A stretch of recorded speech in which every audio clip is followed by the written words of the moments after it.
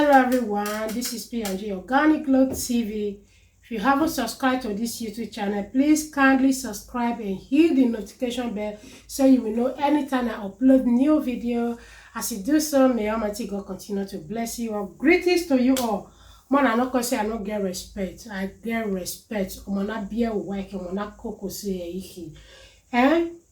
You can be transfer go back. Why Bombi con transfer go front? So not me talking and the situation when they happen so now they talk.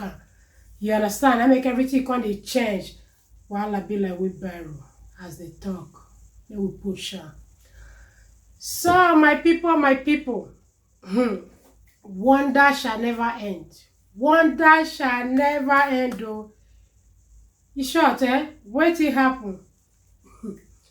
Two people, maybe two people. People enter bus. They said that they travel go worry. Then they travel go worry.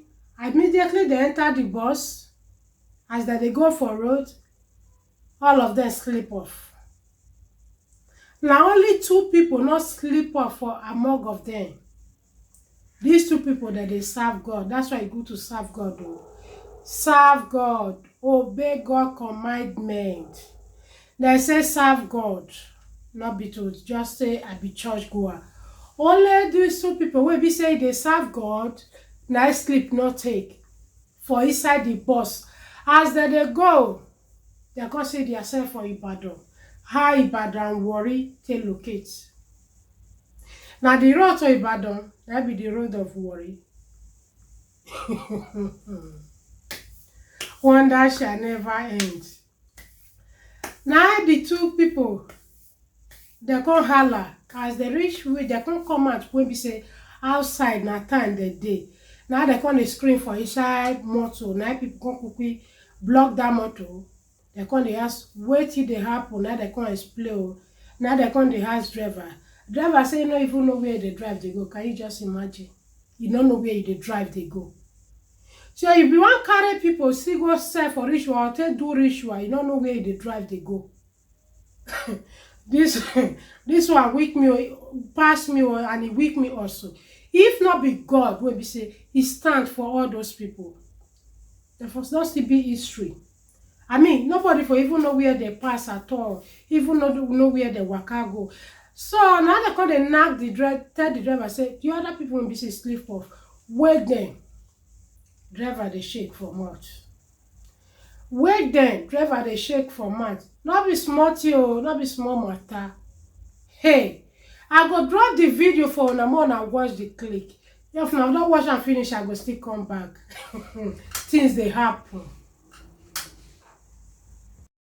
Now wow, nothing I don't go see. Now Ibadan dey o. Driver carry people come drop for Ibadan. Say na worry they go. People sleep for motor. No be smart, you know. Nothing I don't go see. I beg how Ibadan take become worry. Nothing I don't go see for this life. Oh, wetin concern Ibadan? Wetin concern worry? People sleep. Now let two people where they serve God.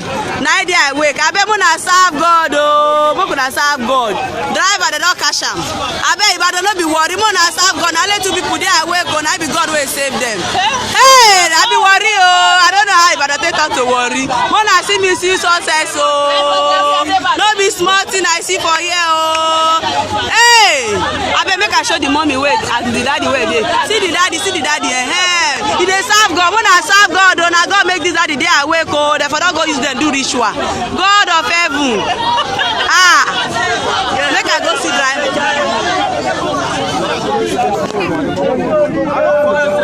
You tell your passenger say you will collect something or you don't get No, before they stop, I tell them say I will see you.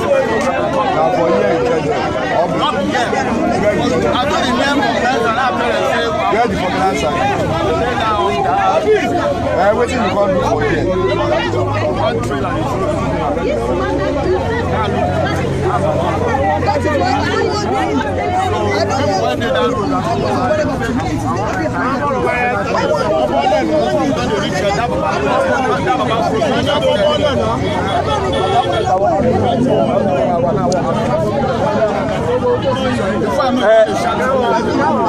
So Warri lẹ́yìn fẹ́ gbà báyìí.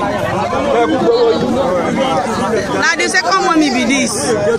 Where God make it there awake. Therefore don't use all of them do ritual this morning. Now Warri they go, now Ibadan they come. See me see wahala. Now be Warri pikin though. I be Warri pikin. I don't know how Warri take us time, but I don't reach my pikin head. Okay, my people. Now don't watch the video. Now see what I talk about. Imagine. Tell me where would they go for that country? The situation when they happen for that country don't too much. I just dey pray, may God come put end for all this thing when they happen. And may we see they put our country, Nigeria, for our prayer. May God intervene. Because what is going on, we really don't know, we really don't understand.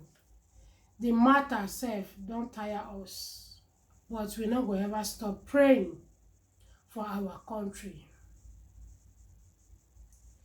Thank you all. Thank you for watching. Don't forget to press that red button so you will not be the first to be notified whenever I upload new video like this, any latest video. Bye-bye.